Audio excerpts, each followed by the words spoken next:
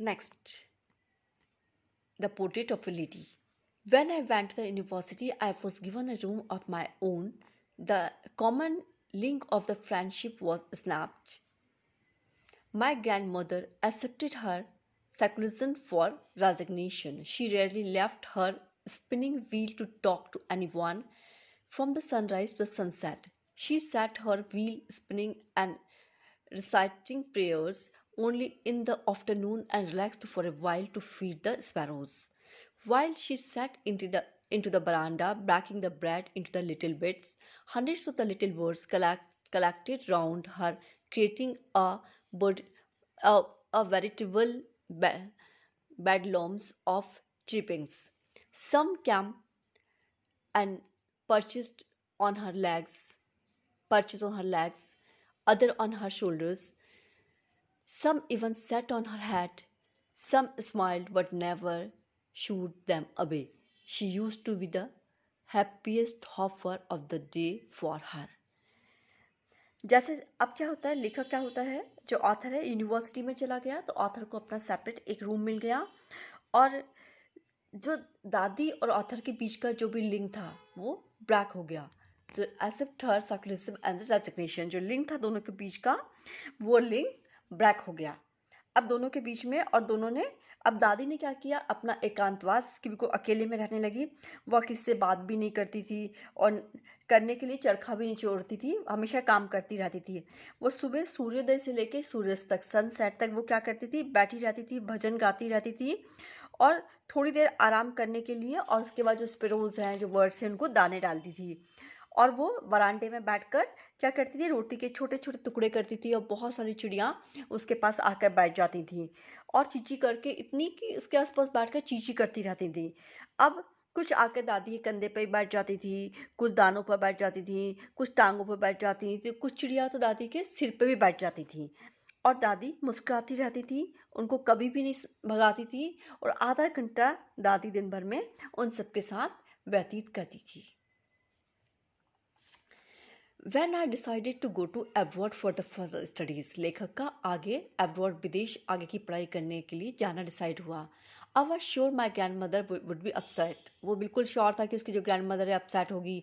I would be always for 5 years and her age on could never tell, but my grandmother could. She was not even sentimental. She come to leave me at the railway station, but she didn't talk to show any emotion. Her lips moved to the prayer. Her mind was lost to prayer. Her fingers were busy telling the beads of her rosary.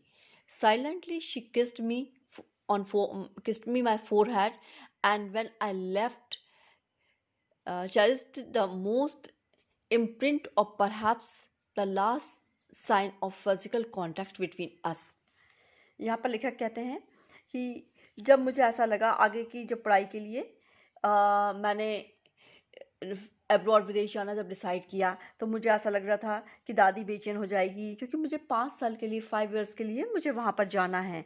लेकिन उसे विश्वास नहीं हुआ. दादी ना तो भावुक हुई, ना सेंटिमेंटल हुई, और वो रेलवे स्टेशन पे छोड़ने भी आई, लेकिन कुछ बोली नहीं. उन्होंने उनके होठ प्रार्थना करते रहे, और उन्होंने उसकी उंगलियां माला फेरती रहीं, और उन्हें जो लेखक है उसके माथे को चूमा, और लेखक ने लास्ट बार लेखक के ने दादी की जो फिजिकल साइन है, दादी की छाप को अपने माथे पर पाया. But she was not so. After 5 years I came back home and was meet her to the railway station. She did not look a day older. She still had no time for word. While she clasped me in her arms, I could hear the reciting of her prayers. Even on the first day of my arrival, her happiest moments were with the sparrows whom she feed longers and the frivolous rebukes.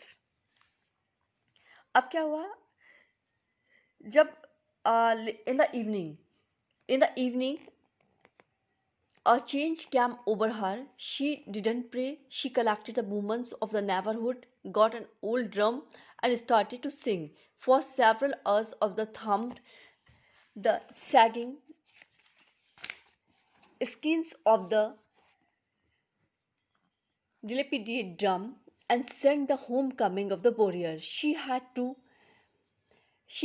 persuade her to stop the avoid overstanding. That was the first time since I had known her that she didn't pray. क्या हुआ आगे? आगे क्या होता है जब लेखक वापस 5 साल जब लेखक उसमें एक परिवर्तन आ गया, जब लेखक गया उसके बाद शाम में उन्होंने ना तो प्रेयर की, ना कुछ किया, और उसके बाद पड़ोस की बहुत सारी लेडीज़ को इकट्ठा किया और एक पुरानी ढोलक को लेकर गाना गाना चालू किया और बहुत घंटों तक वो ढोलक को पीटती रहीं। बहुत सारे वीरों के उन्होंने गीत गाए और घर वापसी के गीत गाती रहीं और फिर उनको बोलना पड़ा कि आप इतनी देर से ढोलक मत बजाओ। और ये पहली बार थी जब दादी ने अपनी प्रेयर नहीं की। The next morning she was taken ill. She was अगली सुबह वो बीमार हो गई. She was a mild fever and the doctor told us that it would go. But my grandmother thought differently. She told us her end was near. She said that since only a few hours before she closed off the last chapter of her life and she had omitted to prayer, she was not going to the west any more time talking to us. We protested, but the ignored her process. She lay peacefully in the bed, praying and telling her beads. Even before she could suspect, her lips stopped moving and the rosary fell down from the lifeless fingers. A peaceful pallor spread over her face, and we knew that she was dead. क्या हुआ? वो अगली सुबह बीमार पड़ गई। Doctors ने उनसे कहा कि उनको फीवर है, उतर जाएगा। लेकिन दादी का सोचना अलग था। उन्होंने कहा this is my and time, ये मेरा आखिरी समय है। मैं अपने जीवन के अंतिम समय में कुछ प्रार्थना करना चाहती हूँ और बातों में उसके पास टाइम वेस्ट करने के लिए टाइम नहीं है। सबने उसका मना किया, प्रोटेस्ट किया कि नहीं ऐसा मत करो, लेकिन उन्होंने उनके प्रोटेस्ट की ओर ध्यान नहीं दिया और उन्हें कहा शांत वो बिस्तर के ऊपर लेटी रहीं और माला फेरती रहीं। इसके पहले हम संदेह करते कि उनके होंठ भी हिलने बंद हो गए, माला उनकी निर्जीव जो उंगलियां थीं उस पे से माला गिर गई, उनका चेहरा शांत पीलापन चेहरे के ऊपर फैल गया और सब लोग समझ गए she is dead now, she was dead, वो उनकी डेथ हो गई है। Why lifted her off the bed and at as it customary led her the ground on the covered with a red shawd. After a few hours of the morning, we left her alone to make arrangements of her funerals. In the evening, she went to her room with a crude stretcher to take her to the cremated. The sun was settling and had lit her room and the veranda with a blaze and golden light. We stopped halfway of the courtyard, all over the veranda and her room, right to the where she lay dead and still wrapped the red shawl. Thousands of the sparrows sat scattered on the floor. There was no chirping. We felt story of the words of my mother, fetched some bread for them. She broke into the little crumbs. She was my grandmother used to. They threw it to them. The sparrows took no notice on the bread when we carried my grandmother's crops off. They flew away quietly. Next morning, the sweeper swept the bread crumbs into the dustbin. क्या हुआ next morning? रिवाज के accordingly उन्होंने grand mother को उठाया और उसके बाद उन्हें फर्श पे लेटा दिया और उसके ऊपर जो लाल जो कफन होता है जो लाल कफन होता है उस कफन को उन्होंने उड़ा दिया।